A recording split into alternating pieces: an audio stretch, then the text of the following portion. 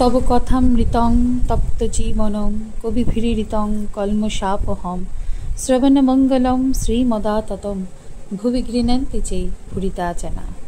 নমস্কার, অমৃতবাণী চ্যানেলে আপনাদের সকলকে স্বাগত। ঠাকুর মা স্বামীজি শ্রী রাতুল চরণে শতকোটি প্রণাম নিবেদন করে শুরু করছি আজকের পাঠ। বরাহনগর মঠ, সন্তপ্ত জীব ও নরেন্দ্রের উপদেশ। নরেন্দ্র গাহিতেছেন, গীতাচ্ছলে যেন রবীন্দ্রকে উপদেশ দিতেছেন।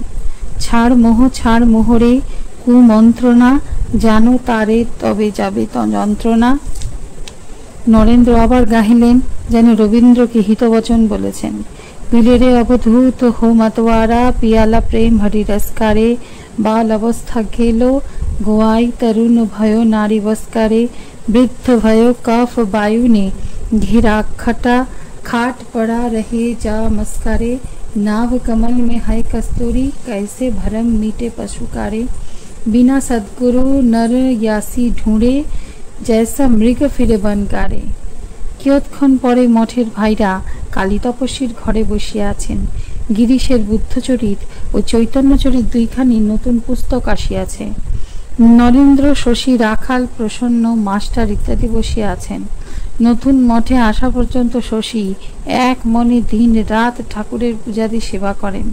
তাহার সেবা দেখিয়া সকলে অবাক হইয়াছেন।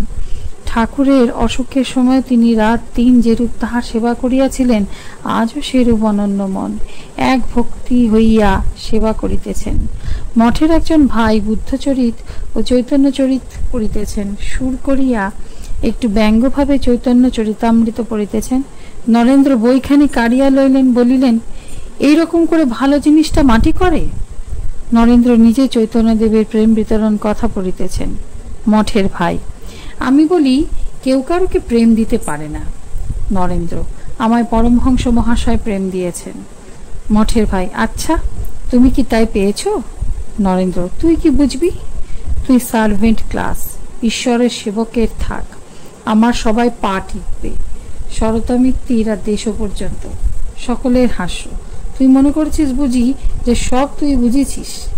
হাস্য, লে তামাক সাজ। সকলের হাস্য। মঠের ভাই, সাজবো না। সকলের হাস্য। মাস্টার স্বগত। ঠাকুর শ্রী রামকৃষ্ণ মঠের ভাইদের অনেকের ভিতর তেজ দিয়াছেন, শুধু নরেন্দ্রের ভিতর নয়। এ তেজ না থাকলে কি কামিনী কাঞ্চন ত্যাগ হয়?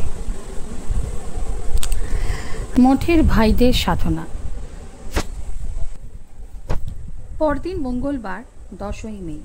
আজ মহামায়ার বার। নরেন্দ্রাদি মঠের ভাইরা আজ বিশেষ রূপে মার পূজা করিতেছেন। ঠাকুর ঘরের সম্মুখে ত্রিকোণ যন্ত্র প্রস্তুত হইল। হোম হইবে, পরে বলি হইবে। তন্ত্রমতে হোম ও বলির ব্যবস্থা আছে। নরেন্দ্র গীতা পাঠ করিতেছেন। মুনি গঙ্গা স্নানে গেলেন। রবীন্দ্র ছাদের উপরে একাকী বিচরণ করিতেছেন। শুনিতেছেন নরেন্দ্র সুর করিয়া স্তব করিতেছেন। ওং মনো বুদ্ধ হংকার চিত্তানি নাহং, না চ স্ত্রোত্র জিহ্বে, ন চ ঘ্রাণ নেত্রে, ন চ বোম ভূমির্ন তেজন বায়ু, চিদানন্দ রূপ শিবোহম শিবোহম, ন চ প্রাণ সংঘ, ন চ বৈ পঞ্চবায়ু, নর্ব সপ্ত ধাতুর্ন বা পঞ্চকোষা, ন বাক পানি পাদং, না চ পস্থপায়ু, চিদানন্দ রূপ শিবোহম শিবোহম, ন মে দেশ রাগো, ন মে লোভ মোহ, মদো নৈব মে নৈব মৎসর্য ভাব, ন ধর্ম ন চার্থ ন কাম ন মোক্ষ, চিদানন্দ রূপ শিবোহম শিবোহম। ন পুণ্যং ন পাপং ন সৌখ্যং ন দুঃখং, ন মন্ত্র ন তীর্থং ন বেদা ন যজ্ঞাং, অহং ভোজনং নৈব ভোজ্যং ন ভোক্তা, চিদানন্দ রূপ শিবোহম শিবোহম। এইবার রবীন্দ্র গঙ্গা স্নান করিয়া আসিয়াছেন ভিজে কাপড়। নরেন্দ্র মনির প্রতি একান্তে, এই নেই এসেছে, এবার সন্ন্যাস দিলে বেশ হয়। মণি ও নরেন্দ্রের হাস্য। প্রসন্ন রবীন্দ্রকে ভিজে কাপড় ছাড়িতে বলিয়া তাহাকে একখানা গেরুয়া কাপড় আনিয়া দিলেন। নরেন্দ্র মনির প্রতি, এইবার ত্যাগীর কাপড় পরতে হবে। মণি সহাস্যে, কি ত্যাগ? নরেন্দ্র, কাম কাঞ্চন ত্যাগ। রবীন্দ্র গেরুয়া কাপড়খানি পরিয়া কালী তপস্বীর ঘরে গিয়া নির্জনে বসিলেন। বোধহয় একটু ধ্যান করিবেন। আজকের পাঠ এ পর্যন্তই। নমস্কার।